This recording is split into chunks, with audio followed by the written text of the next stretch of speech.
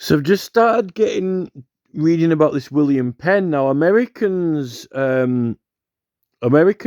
really into the William Penn, Pennsylvania. You'd have thought, Hillary Clinton and Obama, or all the Washington, presidents, and a lot of the Americans who are into law and their constitution. Um, a lot of them are quite well educated about all of those things, particularly people like William Penn. So there were quite a lot of documents that he actually wrote when he was in America and in England. But I didn't really understand the William Penn connection to the 1688 Bill of Rights that much. Because when you hear these things and read stories, you don't build up an overview and a complete kind of like map of it all, timeline. So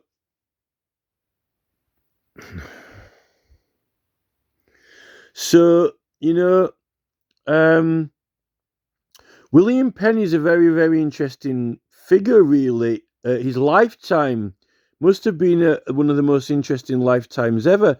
He's not accounted for dying very, rich or with much money, but he so his dad was an admiral. I think he was knighted as well, but he was an admiral, his dad, so he sailed on ships. So that's why I was familiar with, ships and going on boats, because of his dad.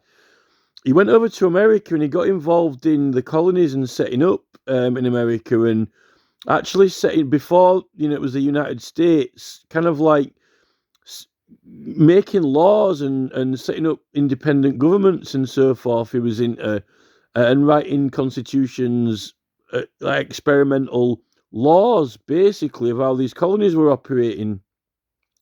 His dad got given some land, so they had money, but when he wasn't in America all the time, it wasn't really run. It didn't actually end up being run that well. He believed in, like, he was a Quaker, so he believed in, like, us all kind of self-governing. Really, he wanted to kind of like invent the perfect self-governing laws. But when you're not there, it doesn't always go to plan. I think this. I mean, I'm not a great fan of the Crown, but the thing with businesses now is, all these enterprises and corporate elite, they've got us all in complete obedience. Consent, submit, accept to their rules, and then they're making rules like, such as we can, any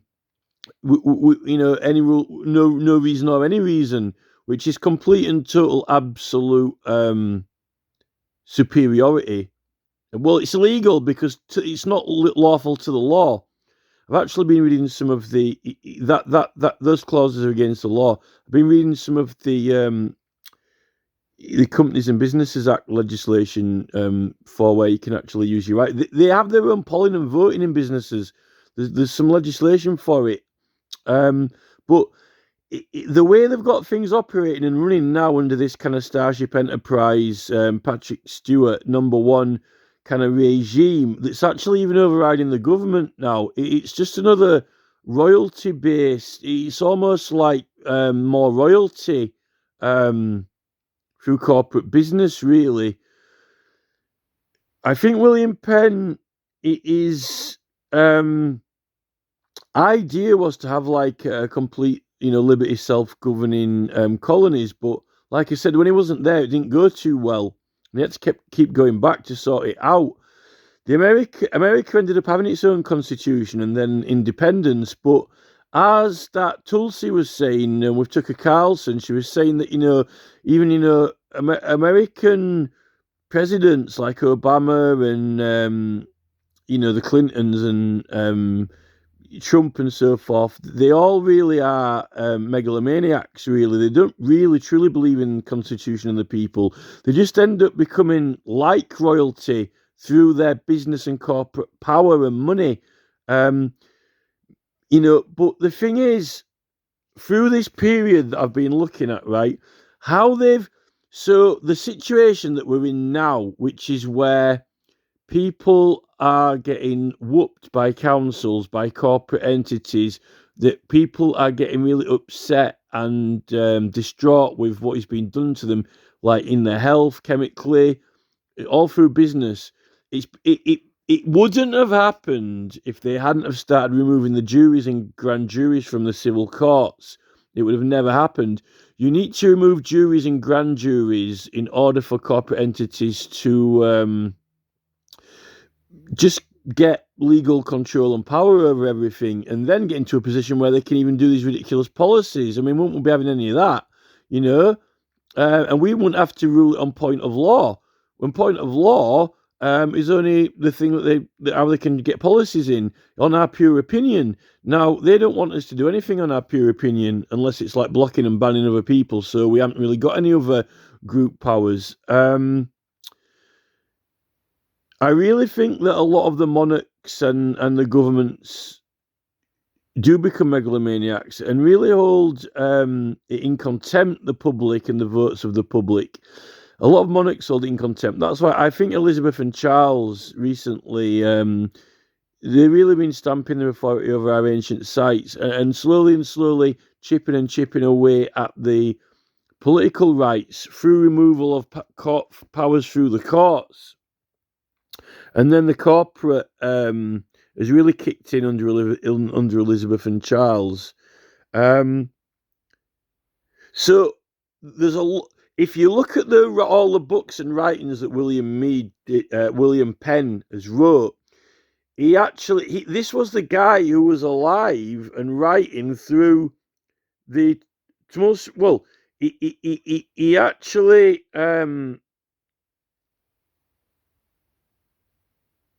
Yeah, he was alive. He lived through the tumultuous Petitioning Act being enacted, and through the 1688 Bill of Rights, and in between and after, till after 1700, right? So this guy, William Mead, right? His lifetime while he was alive, he lived through 6 monarchs. Well, Cromwell's not a monarch, but he lived through 6 different monarchs. That means in the lifetime of William Penn, keep wanting to say William Mead, well, Mead as well, but in the lifetime of William Penn, he lived through 6 different rulers. That means the coinage changed 6 times during his life.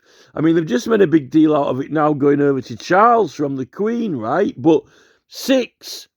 That guy there was 6 different people in charge of the country while he was alive, right? Cromwell, when this William Penn guy, right, was 15 years old, right?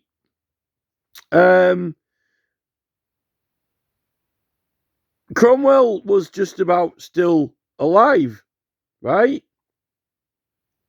So he's like a young boy, according to this. So he's alive. He's actually got to, like school age when Cromwell's there from the Civil War. And then after all that, he lives through the tumultuous Petitioning Act being enacted. And then he's in court in 1670 with full court records of a jury clearing him. And then the jury get persecuted by the judge, but gets sorted out. He goes in the Tower of London a few times. He also lives through the 1688 Bill of Rights being enacted. And he's actually got a lot to do with it. That 1688 Bill of Rights.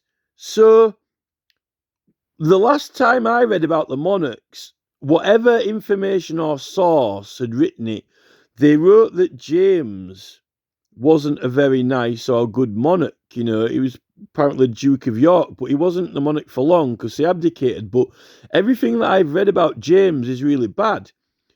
So I think that the royals wrote that. Probably the royalists wrote that to kind of like boo-boo him. So we've got Charles II in after Cromwell, right? But then this James comes in. Penn's lands in America are actually to do with Charles and his dad, who was the admiral. But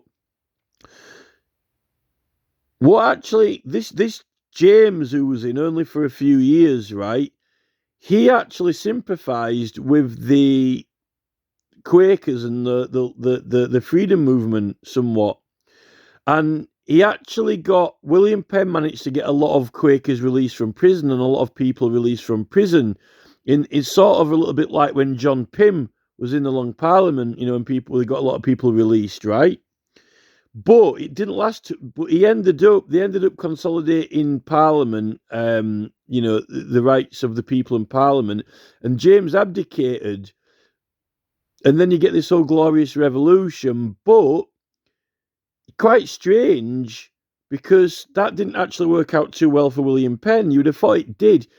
He was friends with James, and he definitely had some input into that legislation of the 1688 Bill of Rights, that's for sure. Whether he actually was, whether he directly put legislative input in, or his writings on things he was doing in America with his experimental constitutions had effect on it, right? But it's strange that the 1688 Bill of Rights is attributed to 1688 when Orange wasn't coronated till afterwards. I don't know what deals were done, but he comes over from the Netherlands and he's king in both at the same time. But he's not even knocking around that long. He wasn't even in that long anyway. And then we don't know whether he really died or whether it was whether he just kind of went on a witness protection holiday or something. God knows. But and then Anne.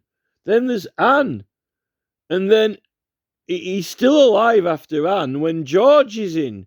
So this William Penn is alive through Cromwell, Charles, James, William, Anne, and George. I mean, what an absolute... and then he goes what they call adventuring. He spends a lot of time in America setting up colonies and even doing experimental law and legislation. I mean, and a lot of the writing that he does that I've been reading, he's helping to explain about the Bill of Rights and, his experience, in the courts in 1617, how people should be treated. In fact, from what I've read, it confirms that when you are the one bringing the case, the plaintiff, and you're getting the signatures and witnesses, then they are your witnesses. You can. He also he does like a really clever line, and it's that if you're a criminal, well, you can't have a criminal with witnesses and a judge unless you've been convicted, because when you come in, you're innocent until you're proven guilty, right? So the thing is, your witnesses, right? If they witness a crime, then surely you're a criminal, unless they forgive you. But if there are no witnesses there, then who can prove that you're guilty, right? But so the thing is, if you were a criminal and people saw it, then surely, they would convict you there and then, or it has to be through a lawful due process. But they're going to be the witnesses in the court, and they are going to, likely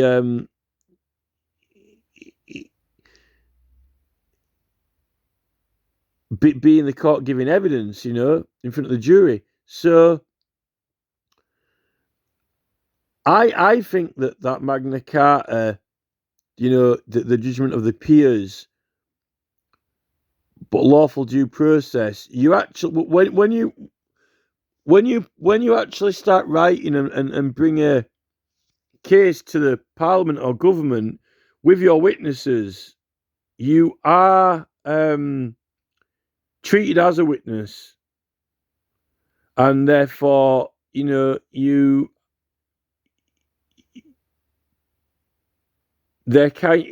way, it is the assisting offenders, really.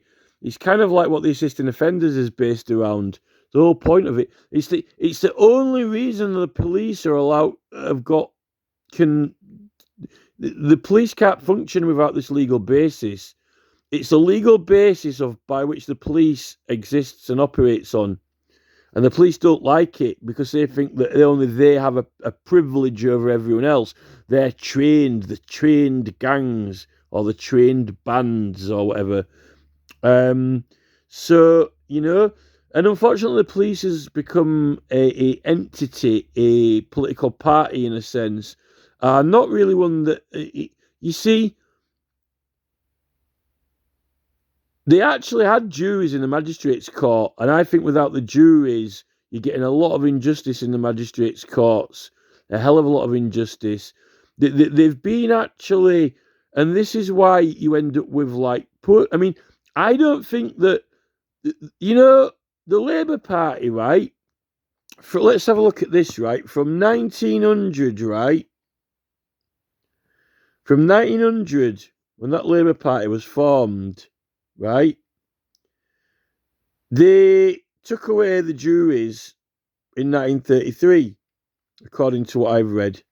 So